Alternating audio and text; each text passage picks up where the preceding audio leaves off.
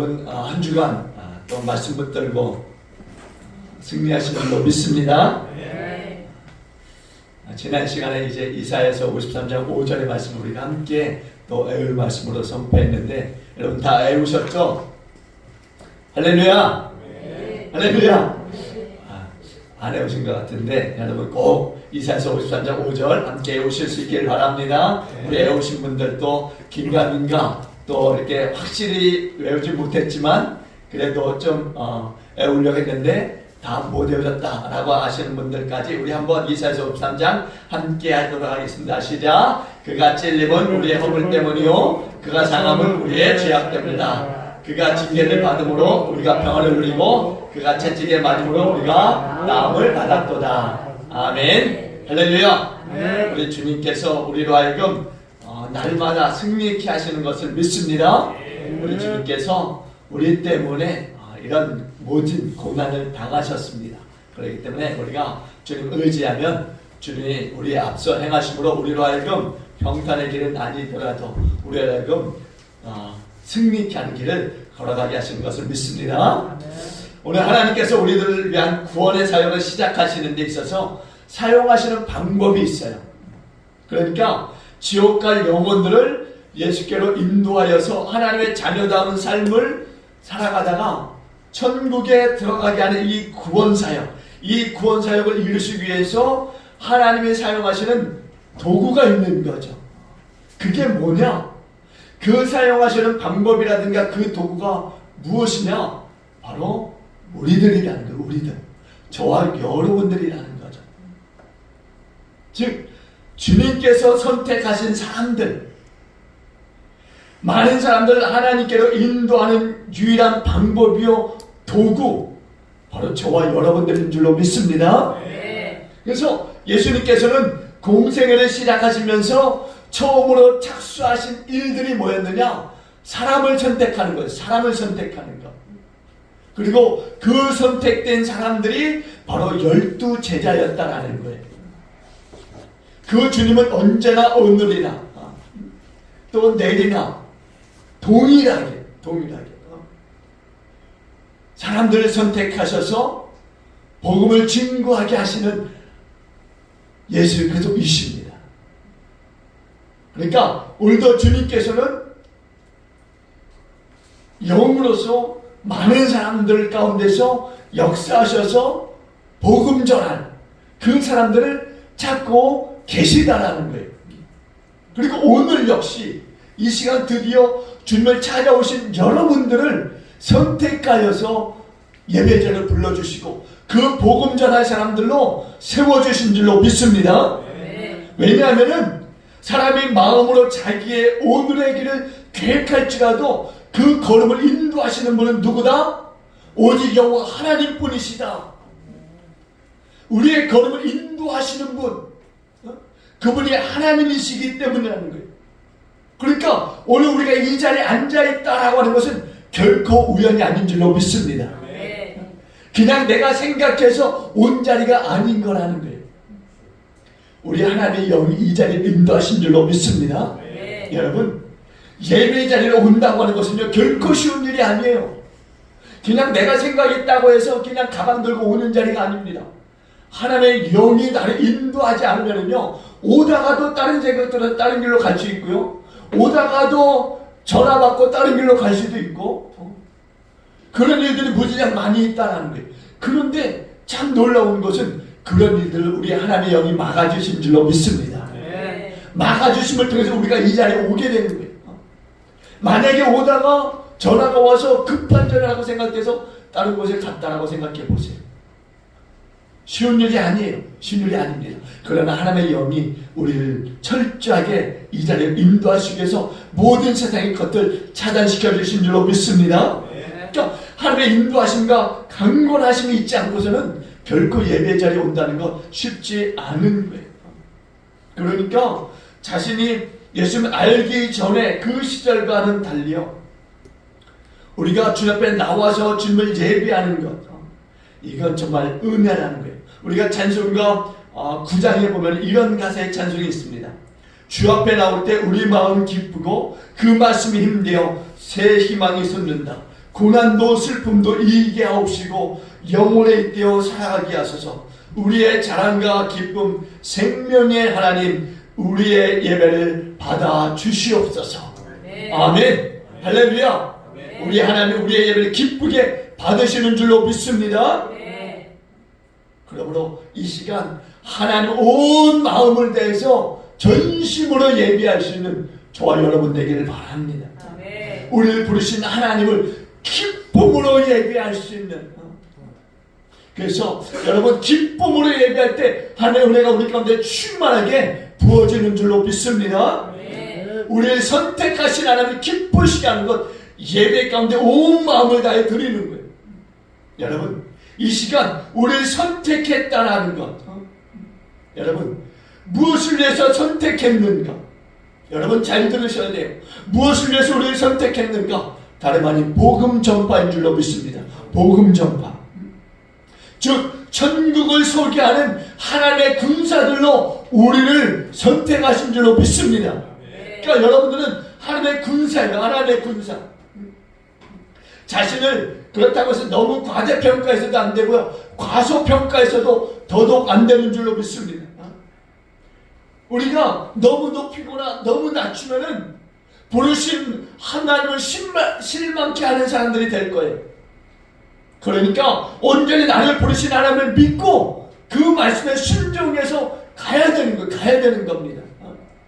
부르셨는데 나는 이렇게 저렇게 핑계대고 뒤로 빼서는 안 된다는 거예요. 장가도 가야 되고 박고랑도 매야 되고 모두 해야 되고 모두 해야 되고, 그래서는 하나님의 천국잔치에 참여할 수 없는 겁니다. 부르셨을 때 가야 되는 줄로 믿습니다. 이 자리는요, 자신이 없어, 하나님이 부르셨는데 나는 자신이 없어, 이거 다 필요 없는 거예요. 필요 없는 겁니다. 그냥 자신을 그냥 인정하는 거예요. 자신의 모습에 대해서 인정하는 거예요. 그냥 내가 어떤 사람입니다, 하나님 앞에 그냥 인정하고 머리 숙이고 가는 거예요. 하나님 앞에. 하나님 다 아세요. 여러분 부족한 거 다 아십니다. 어떤 사람인지 다 아세요. 예수님께서 12제자를 선택하셨을 때에도 여러분 그들은 복음 전파를 위해서 준비된 사람들이 아니었어요. 그냥 우리와 똑같은 평범한 그런 사람들이었다는 거예요. 근데 하나님이 사용하시길 원했어요. 그래서 그들 찾아가 주셨고 그를 만나주시고 그를 부르신 줄로 믿습니다. 여러분 이 시간 우리가 정말 말씀을 유심히 보면은요, 정말 이 12제자의 독특한 모습들을 보게 되는데요, 독특하다라고 말씀드리니까 특별났구나, 전혀 아니에요. 독특하다라는 것은 정말 특별한 게 없어서 독특하다라는, 특별한 게 없어서 별다른 게 없으니까 독특하다라고 이렇게 말씀드리는 거예요. 먼저는요, 보통 사람들이에요. 보통 사람들, 그냥 보통 사람들. 저 사람이나 나나 12제자나 나나 우리나 별반 다를 게 없다, 이런 말인 거예요. 수백 년을 지나는 가운데요, 많은 사람들이 특별히 유명한 이 화가들이요, 유명한 화가들이 제자들의 머리 위에 광채를 씌워놨습니다. 광채를. 그래서 성 누구누구 이렇게 이름을 붙여놨어요. 성 누구누구.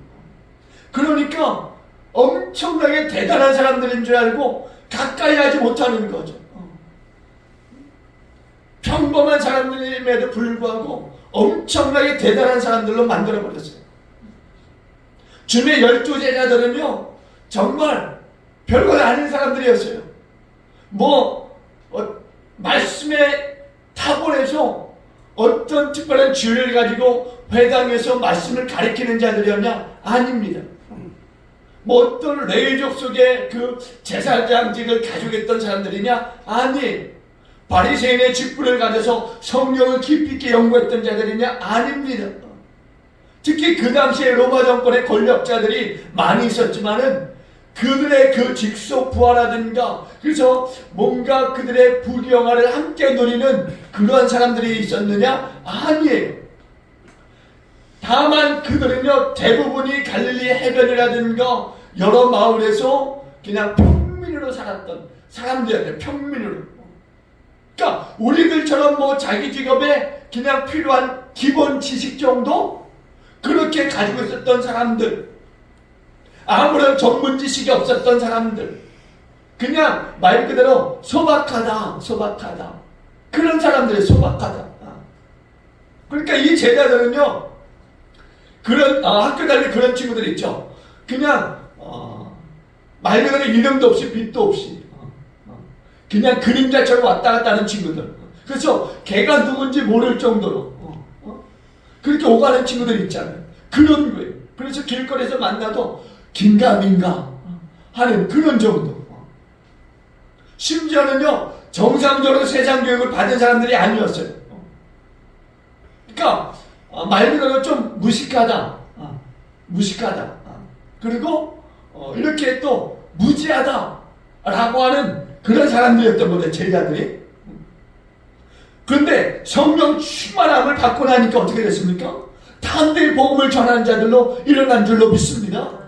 그냥 사람들이 생각할 때 평범한 무식하고 때는 무지한 사람들, 근데 성령 충만을 받고 나니까 사람들이 완전히 바뀌어졌어요.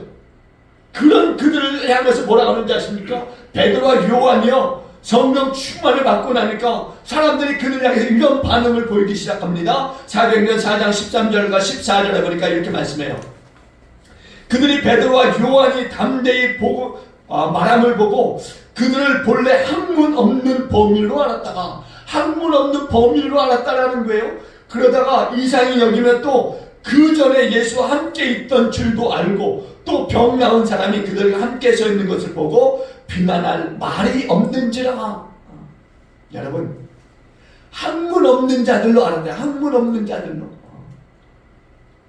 그러니까 저 사람은 나보다 못한 사람이야 라고 알고 있었던 사람들이었던 거예요.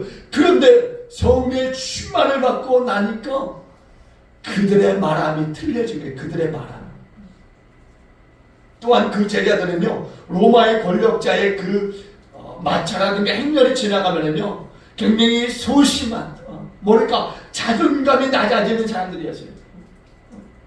그래도 뭔가 기적과 이적을 베푸시는 예수님의 제자라고 불려지는데, 근데 자기들은 그런 화려한 마차나 행렬에 끼지 못하는 사람들이었어요.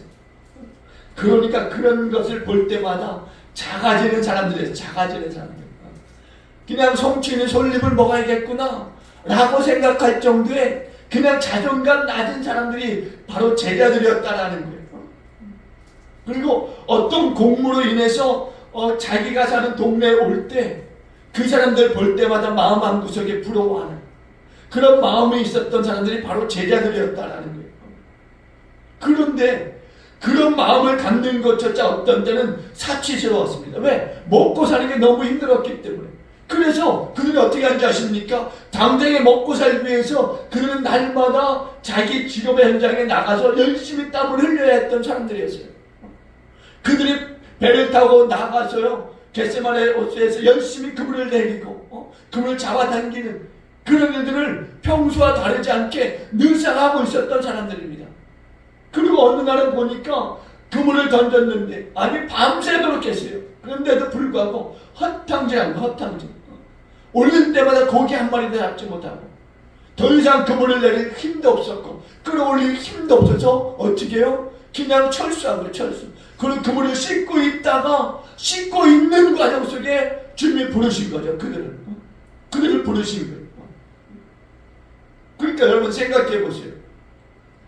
정말 당장 먹고 사는 일에 집중했던 사람들. 그런데 주님이 그들을 찾아가신 거예요. 주님이 그들을 관심 가지고 보신 거죠. 그러니까 달리 말하면 그들이 주님의 관심 대상이었다. 관심 대상이었다.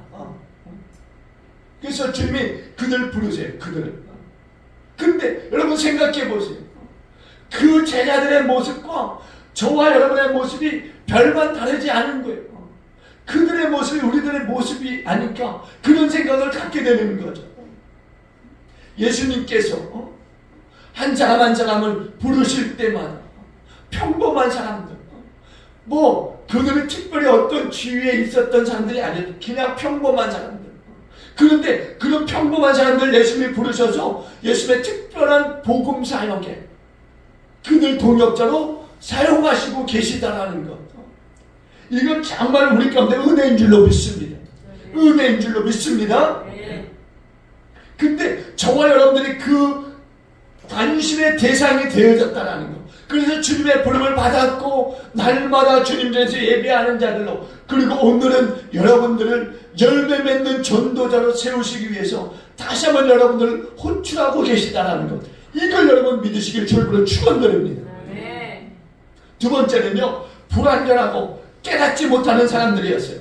여러분, 주님의 은혜로 특별히 관심 대상으로 호출된 사람들이었지만은 그러면 여전히 불안한 사람들. 주님이 늘상 3년 동안 말씀을 전하시는데 그 진리를 깨닫지 못하는 사람들이 바로 12 제자들이었다. 여러분, 예수님께서 하나님의 나라에 대해서 아주 쉽게 말씀하심에도 불구하고 제자들이요, 그 말씀을 깨닫지 못했어요. 정말 신기하죠? 신기해요. 예수님께 예언을 들으시면서까지 설명해 주시는데 잘 못 알아들어요. 그리고 결국엔 그 내용을 좀 더 다시 한번 듣기 위해서 예수님이 쉬시는 시간에도 쫓아가서는 12 제자가요, 예수님 방금 전에 하신 그 말씀, 그 예와 그게 무슨 뜻입니까? 이렇게까지 졸라대서 다시 한번 들었을 때야 비로소 깨닫는 사람들이 제자들이었다라는 거예요. 그러니까 여러분, 저와 여러분들 마찬가지예요. 우리도 말씀 듣고 이제 예배 시간 끝나고 나가면은요, 제목이 뭐였는지 또 말씀의 그 구절이 어디였는지 헷갈리는 분들이 있으시잖아요. 제자들도 그랬던 거예요. 말씀이 전해지지만은 그 말씀을 제대로 깨닫지 못해서 다시 한번 예수님 진짜 주무시고 쉬어야 되는 그 시간에 예수님 지금 하신 말씀, 방금 하신 말씀 우리가 모르겠는데 다시 한번 말씀해 주시면 안 되겠습니까? 이렇게 말했던 사람들이 바로 제자들인 거예요. 또 제자들이 하루는요, 마리아가 귀한 향유옥합을 가지고 와서는요, 예수님의 머리에 부어드리는 일이 있었어요. 마리아는 예수님이 이제 앞으로 죽으실 것을 준비하는 그 과정 속에 있었던 거죠. 얼마나 고귀한 그 믿음이었는지. 그런데 이 제자들이 하는 일이 기가 막힌 거죠. 이 여성들은 아주 깊은 신앙에서 우러나오는 그 마음으로 예수님께 그 향을 부어드렸는데 제자들은 모르는 거예요. 제자들은 모르는 거예요. 이해하지 못하는 거죠. 그래서 그 여인, 그 마리아에게 집중적으로 그냥 막 성토하는 거예요. 성토. 어떻게 하느냐 보니까는 마태복음 26장 8절로 9절에 보니까 이렇게 성토합니다. 제자들이 보고 분개하여 이르되, 분개했다. 여러분, 분개가 뭡니까? 아주 억울해하는 거예요. 분노하는 거예요. 뭐 하는 짓이냐고. 무슨 의도로 이것을 허비하느냐. 참 웃기지 않습니까? 이것을 비싼 값에 팔아 가난한 자들에게 줄 수 있었겠도다. 여러분, 황당하지 않습니까? 보세요. 무슨 의도로 이것을 허비하느냐. 여러분, 그러면서 하는 말이 비싼 값에 팔아 가난한 자들에게 줄 수 있었겠도다. 실은 자기들이 꼴딱 이렇게 먹으려고 했던 거죠. 그런데 자기들 허락도 받지 않고 그냥 예수님 머리에 그냥 홀라당 다 부어버리니까 아니 저거 조금 팔아서 좀 남길 수 있었는데 안 된 거죠. 그러니까 분개한 거. 그러니까 자기의 판단 기준보다 이 여인의 그 부어드림이 마음을 속상하게 해버린 거예요. 속상한 게 아니라 어떻게 보면은요, 그냥 화나게 한 거예요. 질투도 아니고 시기 질투도 아니고 화나게 한 거예요. 여러분, 또 보면은요, 그런 적도 있어요. 예수님께서 이제 배를 타시고 복음을 선포하시고 이제 피곤하시니까 배에서 좀 해변에서 좀 떨어져서 쉬고자 하시는 그런 일들이 있었습니다. 이제 예수님께서 좀 뱀밑창에 들어가서 좀 쉬시는 거예요. 그런데 예수께서 쉬시는 가운데 풍랑이 일고 아주 엄청난 태풍이 불어온 거죠. 그러니까 제자들이 무서워서 어쩔 줄 몰라 하는 가운데요, 막 떨고 있는 거예요. 그런데 그 불안함들 못 이기고 어떻게 해요? 예수님을 깨우는 거예요. 예수님을. 그러니까 제자들은요, 이렇게 갖가지 실수들, 실패들, 시기, 질투, 당혹, 또 분냄, 담쟁, 탐욕, 이런 애들을 그냥 내내 겪고 있는 그런 사람들이었어요. 때로는요, 정말 이런 것들은 어떻게 보면 어이없는 실수들 아닙니까? 어이없는 행동들 아닙니까? 근데 그렇게 했던 사람들이 정말 복음의 증거를 위해서 부름받았는데 그런 실수들을 했던 사람들이었다라는 거예요. 그러니까 불안한 사람들, 자신을 바라볼 때 패배자들이고 낙오자들이고 그런 사람들, 때때로 자신을 향하여서 평가하는 내용이라든가 이런 것들이요, 제가 말씀드리는 것처럼 전혀 틀리지 않은 그런 삶을 사는 사람들이 바로 제자들이었어요. 그런데 그들의 삶에요, 성령의 충만함을 받고 보니까 변화가 일어나요. 어떤 변화냐 보니까 순교, 복음에 대한 열정을 가지고 복음을 전하다가 순교하기까지 주님의 복음과 교회를 위해서 충성하게 되었다는 거죠. 베드로는요, 로마에서 복음을 전하다가 십자가에 거꾸로 매달려서 순교했습니다. 야고보는요, 예루살렘에서 참수형으로서 순교를 당했어요.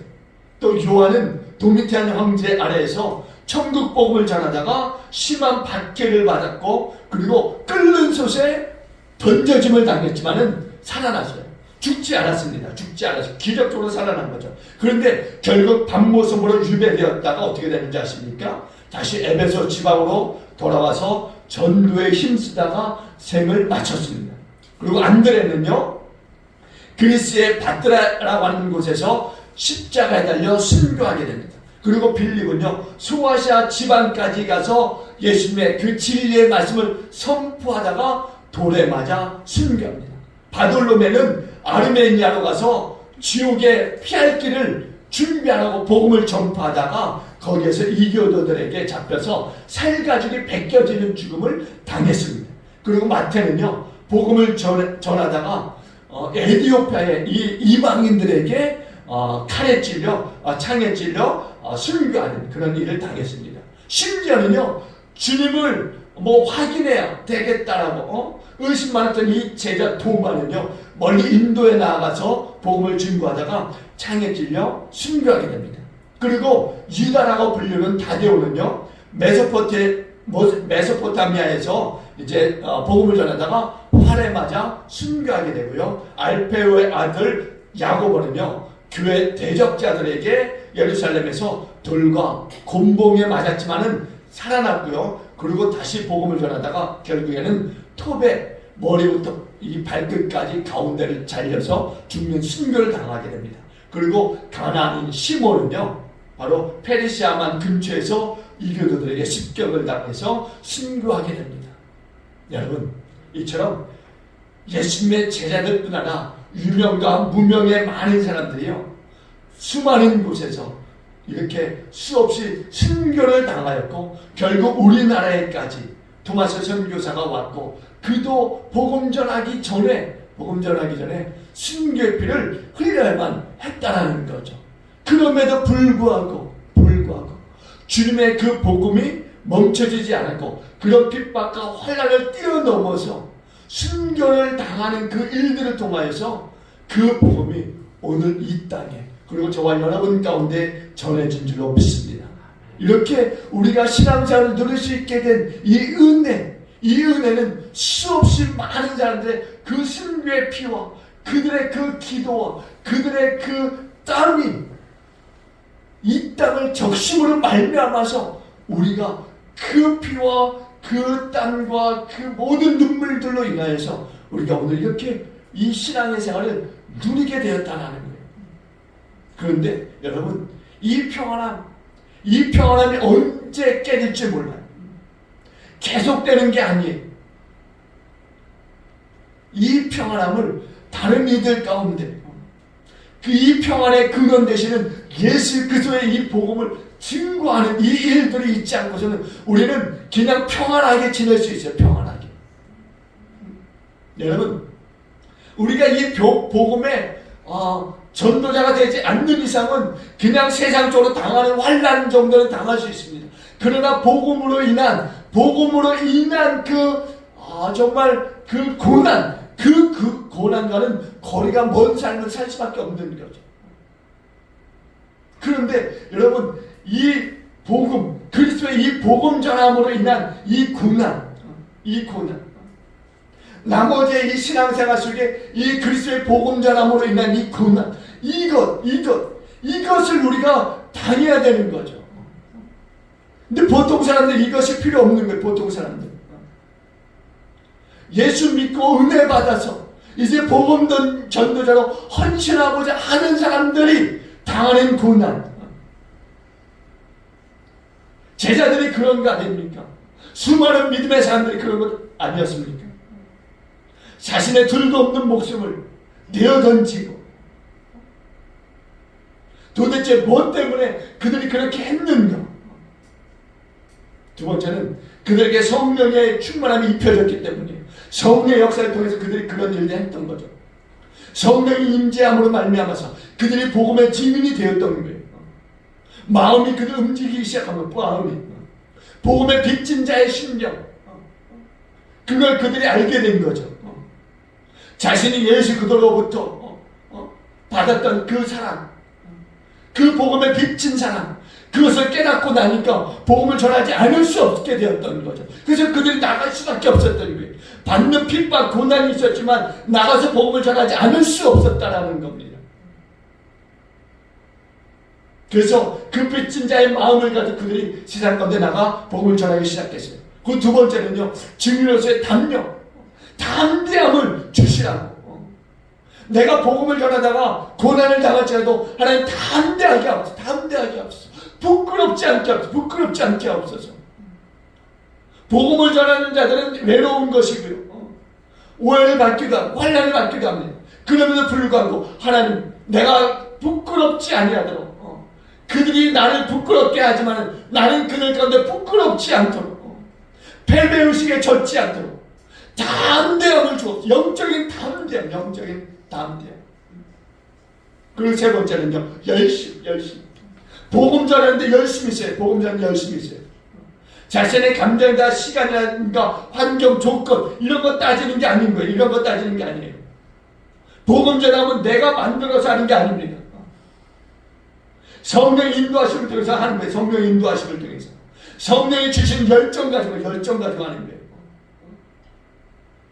이런 사람들은 세상에 감당할 수 없는 사람들이에요.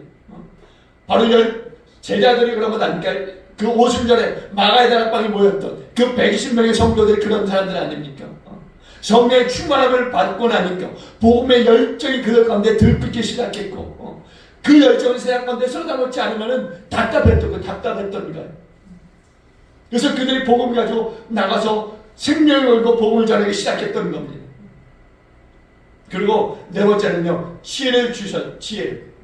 복음 전하는 데 있어 필요한 지혜를 성령님이 주시니까, 성령님이 오직 비밀한 이 복음을 말하기 위해서는 지혜가 필요하고, 그러니까 하나님의 성령께서 말할 수 있도록 지혜를 주시는 거예요. 사랑하는 교회 여러분, 저와 여러분들이 이제 세상 속에서 이제 이 복음 전도자로 성령의 인도하심을 따라가는 그런 저와 여러분들에게 주님을 축원을 드립니다. 자신의 능력으로서가 아니라, 우리의 능력으로서는 할 수 없는 거예요. 할 수 없습니다. 어떻게 우리의 능력으로 복음을 전할 수 있겠습니까? 할 수 없는 거예요. 성령이 나에게 임재하심을 통해서, 성령이 나에게 임재하심을 말미암아 내가 불완전한 사람이었지만, 그러나 복음 전할 수 있도록 성령께서 나를 인도하고 이끌어 주실 것을 믿습니다. 여러분, 이 시간에 우리가 함께 기도하길 원하는데요, 나의 마음을 변화시켜 주옵소서, 영적인 담대함을 주옵소서, 나를 사용하여 주옵소서, 나에게 열심을 주옵소서. 여러분, 교회 안에서 아니라 교회 밖에서 정말 하나님의 자녀인 것을 드러내는 수 있는, 하나님의 자녀인 것을 체험하는 그런 삶으로 나를 이끌어 주옵소서라고, 나를 주님 기억하여 주시어서 내가 복음 전도자 열매를 맺는 그런 자로 사용받을 수 있도록 하나님 인도하여 주옵소서라고 우리 함께 주여 한번 간절히 믿고 함께 기도하도록 하겠습니다. 주여.